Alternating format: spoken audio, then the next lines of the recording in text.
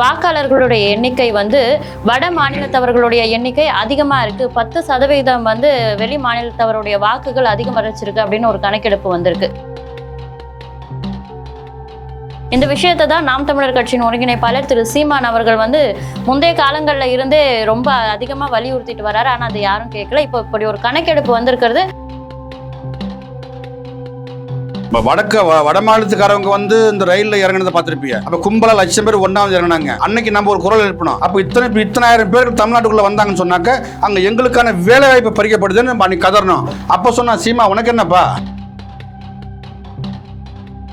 இல்ல, இது திமுகவிற்கே ஒரு பின்னடைவா பார்க்கப்படாது சார். வட மாநிலத்தவர்கள் வராங்க அப்படின்னா அவங்க வந்து தேசிய கட்சிகளை தான் ஆதரிப்பாங்க. அவன் இதை பத்தி கவலைப்பட மாட்டான். பீகார்காரன் யாரு போடுவான்? காங்கிரஸுக்கு போடுவான் இல்ல பிஜேபிக்கு போடுவான். இந்த நாயெல்லாம் தெரியாது.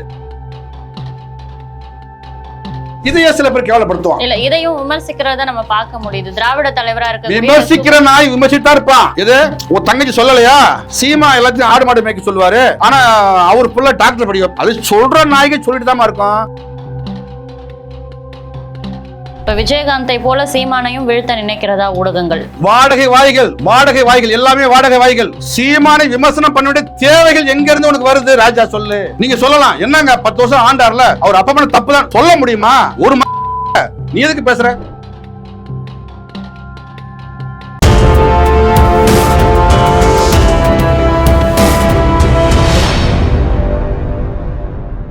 யூ தமிழ் நேயர்களுக்கு வணக்கம். இன்னைக்கு நம்ம கூட நாம் தமிழர் கட்சியின் மாநில கொள்கை பரப்பு செயலாளர் திரு தம்பி முருகேசன் சார் அவர்கள் தான் இணைஞ்சிருக்காங்க. வணக்கம் சார். வணக்கம்மா.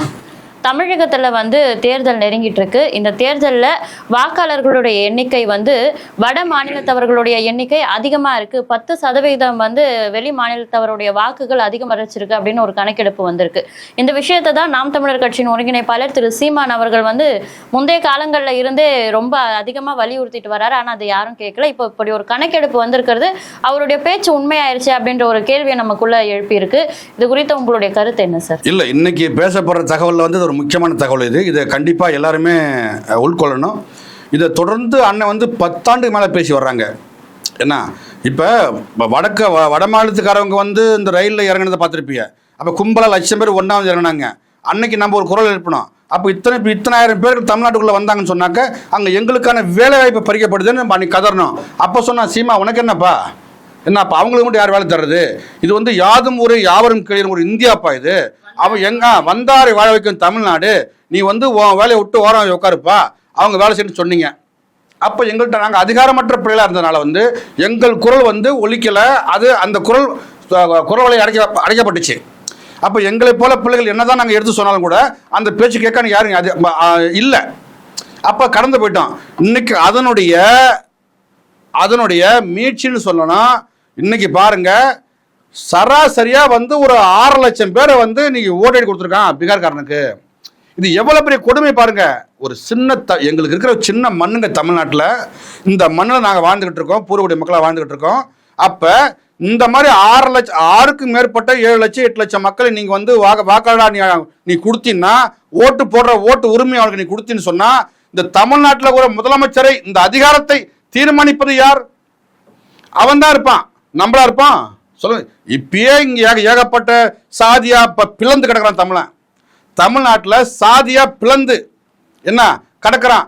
அந்த சாதிக்கு ஒரு தலைவங்க இருக்கிறான். அப்ப இவனுக்கு இந்த சாதி தலைவனுக்கு வேலையை வந்து இந்த மக்களை சாதியா பிளவுபடுத்துவதுதான் முதல் வேலையா வச்சிருக்காங்க. இப்படி சின்ன பின்னமாக்கப்பட்ட தமிழ்நாட்டில் இத்தனை லட்சம் பேருக்கு நீ ஓட்டு போட உரிமை கொடுத்தா அப்புறம் தமிழ் தேசம் எங்க மலரும் சொல்லுங்க பார்ப்போம். எப்படி தமிழ் ஆள முடியும்? அப்ப திட்டமிட்ட சதி செய்கிறது. இதற்கு முழுக்க திமுக தான் உடனே செய்யுது இந்த வேலை. இப்ப திமுகவோட அதிகாரத்துக்கு தெரியாதா? இன்னைக்கு இருக்கிற முதலமைச்சருக்கு தெரியாதா? அப்ப இத்தனை லட்சம் பேர் இங்க வாக்குரிமை வாங்கி ஓட்டு போட்டாக்க அவன் யார் ஆதரிப்பான்? தமிழ் தேசத்தை ஆதரிப்பானா? உங்களை தான் ஆதரிப்பான். நீ இப்பயே ஆரம்பிச்சிட்டல, இப்பயே கவர்ல பணம். அதை பார்த்து ஒரு காணொலி பார்த்துருப்பீங்க. ஆமா. அதை தாண்டி வந்து கவர்ல வந்து பணம், செல்போனு, வாட்சி, மோதிரம் என்ன ஆரம்பிச்சாங்க. அவன் திருட்டு அயோக்கிய நாய். அந்த நாய் அந்த வேலையை ஆரம்பிச்சிருச்சு. என்ன இப்ப இத்தனை லட்சம் பேருக்கு நீ வந்து ஓட்டு போட அனுமதி கொடுத்தா தமிழகத்தினுடைய அடுத்த முதலமைச்சரை தேர்வு செய்வது யாரு? அவன் தான் இருப்பான். ஆகவே இந்த திட்டத்தை முதல்ல வந்து என்ன மறுசீரமைப்பு நீ பண்ற? எவ்வளவு பெரிய கேவலமான ஒரு வேலை செஞ்சுக்கிட்டு இருக்க நீ. அப்ப கேட்க ஆள் இல்லை. அதைத்தான் நாங்க சொல்றோம். தமிழகத்தை ஒரு தமிழ் ஆண்டிருந்தால் தங்கச்சி திரும்ப திரும்ப நான் வலியுறுத்த ஒரே ஒரு விஷயம்தான், இந்த மண்ணை ஒரு மாபெரும் தமிழ் ஆண்டிருந்தாக்க, ஒரு மானமிக்க ஒரு தமிழ் ஆண்டிருந்தாக்க இந்த நிலை வருமா? விட்டுருப்பாங்களா? விட மாட்டாங்க. அப்ப இந்த நிலை ஏன் வருது? இந்த மண்ணை ஒரு மானத்தவன் ஆளாத ஒரு காரணத்தால் தான் இது போல அவலங்கள் வருது. வேற வழி இல்ல. இல்ல, இது திமுகவிற்கே ஒரு பின்னடைவா பார்க்கப்படாது சார். வட மாநிலத்தவர்கள் வராங்க அப்படின்னா அவங்க வந்து தேசிய கட்சிகளை தான் ஆதரிப்பாங்க. அவன் இதை பத்தி கவலைப்பட மாட்டான். பீகார்காரன் யாரு போடுவான்? காங்கிரஸுக்கு போடுவான், இல்ல பிஜேபிக்கு போடுவான். இந்த நாயெல்லாம் அவனுக்கு தெரியாது. பீகார்காரன் யாருக்கு போடுவான்? அவனுக்கு பிஜேபி தாங்க தெரியும், இவனுக்கு தெரியாது. இவன் என்ன மித பண்றான்? எக்கேடு கட்டு போகின்ற பணத்தை கொடு, எக்கேடு கட்டு போ. அப்ப தேசிய கட்சிகள் மாநிலத்தை ஆளும் பொழுது மாநிலத்துடைய தேவைகள் என்ன, அத்தியாவசியம் என்ன அப்படின்றது எப்படி தேசிய கட்சிக்கு தெரியும் சார்? திராவிட முன்னேற்ற கழகத்துக்கு ஒரே நோக்கமுங்க, 26 வென்றணும். இப்ப 4.5 வருஷம் வந்து அப்படியே மல்லாக்கு அப்படியே படுத்துனாங்க, ஒன்னும் செய்யல. இப்ப இந்த 6 மாசம் இருக்கு, ஆட்டமா ஆடுறாங்க, கொதியா கொதிக்கிறாங்க, துடியா துடிக்கிறாங்க, அப்படியே பதறாங்க, சிதறாங்க. இந்த 6 மாசம் யாருக்கெல்லாம் 1000 ரூபாய் பணம் இல்ல, இந்தா கொடுத்துரு. யாருக்கு லோன் வேணும், இந்தா கொடுத்துரு. என்ன அந்த தமிழ் இருக்கான். இவன் திருட்டு அயோக்கிய பய கொள்ளையடிச்ச பணத்தை வச்சு இந்த அதிகாரத்தை பிடிக்க அவன் துடியா துடிச்சுக்கிட்டு இருக்கான். அது விஷயம் இல்ல. அது 26ல திமுக உறுதியா தூக்கி வீசப்படும். அது எந்த மாற்று கருத்தும் இல்ல. நீங்க எழுதி வச்சுக்கோங்க. நான் இப்ப சொல்லிட்டு போறேன். 26ல மக்களால் தூக்கி எரி வீசப்படும்ங்க.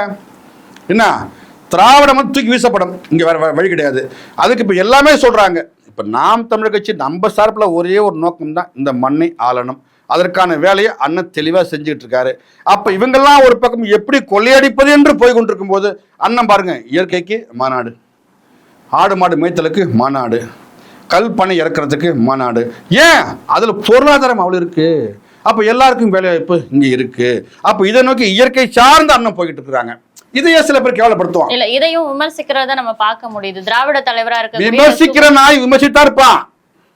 இது ஒரு தங்கச்சி சொல்லலையா, சீமா எல்லாத்தையும் ஆடு மாடு மேய்க்க சொல்லுவாரு, ஆனா அவர் புள்ள டாக்டர் படிக்க. அது சொல்ற நாய்க்கு சொல்லிட்டு தான் இருக்கும். வாடகைக்கு வந்து இங்க கத்துற நாய்களுக்கு பதில் சொல்ல நம்ம புரட்சி பிள்ளைகள் ரெடியா இல்ல. நீ கதறு. இப்ப அண்ணன் சொல்லிட்டாரான், போற பகல் சொன்னாருங்க, இந்த விஜய் கட்சியை ஒரு மனுஷன் பண்ணி சொன்னாருங்க, ஏய் அவன் இந்த ரசி குஞ்சுகளுக்கும் புரட்சியாளனுக்கும் போடுறான்ட்டாரு. எல்லாம் கதறான், கத்துறான், ஆ ஊ சொல்லிட்டாரு சீமா. ரொம்ப சிம்பிளா கேட்கிறேன், அண்ணன் சீமான் ஸ்டாலினை சந்திச்சத இவ்வளவு ஊடகத்தில் விவாதம் பேசின நாய்களே, வாடகைக்கு வாங்கி திங்கிற நாய்களே, இன்னைக்கு தேமுதிகவுடைய அந்த அந்த அம்மா கேப்டனுடைய மனைவி சந்திச்சிருக்காங்களே, பேச ஒரு நாய்க்கு துப்பு இருக்கா? திராணி இருக்கா? பேச முடியுமா? பேச முடியாது. திமுகவை பத்தி பேசினா உனக்கு திங்க சோழம்னா செருப்பத்துன்னு அடிப்பான். அப்ப யாரு? சீமான் பேரை சொன்ன இந்த வைத்த வளர்த்துக்கலாம். அதுக்கு தான் இந்த கூவுறான். இந்த ஊடகத்துல பூரா ஒரே கதறப்பா. நேத்து பயங்கரமா கத்துறான், கதறான். யோ எப்படி சொல்லிட்டாரு அவரு திமுக திட்டு. யார் திமுக திட்டணுமா? அப்ப எங்க அண்ணன் திட்டுவார், நீ சிங்கணுமா? எச்சபருக்கு நாய். அப்படித்தான் பேசி பேசி பேசி அந்த கேப்டனை கொண்டாங்க, பேசி பேசியே கொண்டாங்க. என்ன அப்படியே ஒரு ஊடகம் உட்காந்துக்கிறது. இவரெல்லாம் பெரிய இந்த அவ்வளோ மூளையை மண்டல வச்ச மாதிரி பேசுறது. உனக்கு என்ன தெரியும்? எங்களுக்கு என்ன தெரியும்? இந்த மண், எங்கள் மக்கள், எல்லா உயிர்களுமான எல்லா உயிர்களுக்குமான ஒரு தூய அரசியலை படைப்பது, அதுக்கான வேலை செஞ்சுக்கிட்டு இருக்கோம். நாங்கள் வெல்றோம், வீசி வீடப்படுறோம். உனக்கு என்ன? இப்போ விஜயகாந்தை போல சீமானையும் வீழ்த்த நினைக்கிறதா ஊடகங்கள்? வாடகை வாய்கள், வாடகை வாய்கள், எல்லாமே வாடகை வாய்கள். சீமானை விமர்சனம் பண்ண வேண்டிய தேவைகள் எங்க இருந்து உனக்கு வருது? ராஜா சொல்லு. நீங்க சொல்லலாம், என்னங்க 10 வருஷம் ஆண்டார்ல, அவர் அப்ப பண்ண தப்பு தான் சொல்ல முடியுமா? ஒரு மயிரும் இல்லைல்ல, நீ எதுக்கு பேசுற? சீமானை பேசுறது என்ன தேவை உனக்கு வருது? ஒன்றும் இல்லைல்ல, போ. எடுத்தா சீமான், எடுத்தா சீமான், எடுத்த என்னடா சீமான் பண்றவங்கள சொல்லு பாப்பரு. இந்த மண்ணுக்கு நின்று தப்பா, இந்த மலையை காக்கு நினைச்சு தப்பா, இயற்கை நேசிச்சு தப்பா, ஆடு மாட பொருளாதாரம் சொன்ன தப்பா, கல்வி வேணும் சொன்ன தப்பா, மருத்துவம் கிட்ட தப்பு, என்ன தப்பு? எல்லாம் ஒண்ணுதான். இழந்து விட்ட உரிமைகளை ஐயா அம்பேத்கர் சொல்ற மாதிரி நான் பிச்சை எடுத்து பெற முடியாது, நான் போராடி தான் பெற முடியும். நான் போராடிக்கிட்டு இருக்கேன். உறுதியா 26ல இந்த மண்ணு எங்கிட்ட சிக்குது, அதுக்கான வேலை போய்கிட்டு இருக்கு. எல்லா கட்சியும் கூட்டணி பேசிக்கிட்டு இருக்கான். எங்க அண்ணன் மட்டும் தான் 150க்கு மேற்பட்ட வேட்பாளர்களே அறிவிச்சிருக்காரு. இந்த திராணி திமுக இருக்கா? அண்ணா திமுக இருக்கா? யார்ட்டும் இல்லைல்ல. அப்போ அதிக வேகத்தில் வேலை செய்கிற கட்சி எந்த கட்சி? நாம் தமிழ் கட்சி தானே. உங்களுக்கு தெரியுமா தெரியாதா? அப்புறம் என்ன நீ விமர்சனம் பண்ணுற? சொல்லுங்க பார்ப்போம். ஓ, இப்படி சொல்றேனே. திராவிட கட்சியின் தலைவராக இருக்கக்கூடிய திரு சுபவி அவர்கள், அவர் வந்து சீமான் குறித்து சமீபத்தில் ஒரு கடுமையான யார் அவன்? சுப வீரபாண்டியன். அப்படி சொல்லுப்பா. நிறைய சுபவிங்கிறான், கபவிங்கிறான், பிக்காளி பழு, எவனு தெரிய மாட்டேங்குது. அதுதான் தெளிவா சொல்லுங்க. நம்ம சொல்லணும்னா சுபவீர இவன் அந்த கெளுத்தி மீசக்காரனா அவன் தானப்பா சொல்ற. அவனை கேள, அவன் ஒரு பிக்காளி என்ன சொல்லியிருக்காருன்னா, சீமான் வந்து இந்த 4 ஆண்டு காலத்துல திமுக என்ன செஞ்சது அப்படின்னு கேட்கிற கேள்விக்கெல்லாம் பதில் சொல்ல வேண்டிய அவசியம் இல்ல. ஏன்னா மனுஷங்க கூட பேசலாம், ஆடு மாடு கூட பேசுறவங்க கிட்ட எல்லாம் பதில் சொல்ல முடியாதுன்னு சொல்லியிருக்காரு சார். இல்ல, இதுக்கு பதில் சொல்ல முடியாது. ஏன்னா தமிழகத்துல எந்த அதிகாரத்தை நாம் தமிழ் கட்சி அனுபவிச்சது? தங்கச்சி, நான் அவனுக்கு சொல்ல, உங்களுக்கு சொல்றேன், இதை பார்க்குற மக்களுக்கு சொல்றேன். தமிழ்நாட்டிலே எந்த அதிகாரத்தை நாம் தமிழ் கட்சியில் கொடுத்தீங்க நாங்கள் சரியா செய்ய மாட்டோம்? சொல்லுங்க பார்ப்போம். இதை பேசுகின்ற கெளுத்தி மீச வெக்கங்கட்ட பயில உனக்கு அறிவு தான் கேட்பியா? மாடு மேய்த்தல், மாடு ஒரு மாபெரும் போராட்டம், மாபெரும் ஒரு மாநாடு. மாட்டு கறி ஏற்றுமதி, பாலாடை கட்டி, என்ன அதில் அதிகம் தாண்டி தயிர், வெண்ணெய், நெய் ஏற்றுமதி இறக்குமதி, அதுக்கு புல் தீவனம் எவ்வளோ வருது? சராசரியா 10,000 மாடுகளை நீ நிர்வாகம் பண்ணா உனக்கு 3000 பேருக்கு வேலை வருது. உனக்கு இந்த அறிவு இருந்தால் அந்த பிக்காலி போய் பேசுவானாமா? அப்போ அவன் பிக்காலியா இல்லையா? சீமான் மாட்டோடு பேசுவார், நீ எப்படி பேசுவ? இதை பேச உனக்கு அறிவு இருந்தா பேசுவியா, பேச மாட்டியா? அப்போ இவனுக்கெல்லாம் பதில் சொல்லணுமா?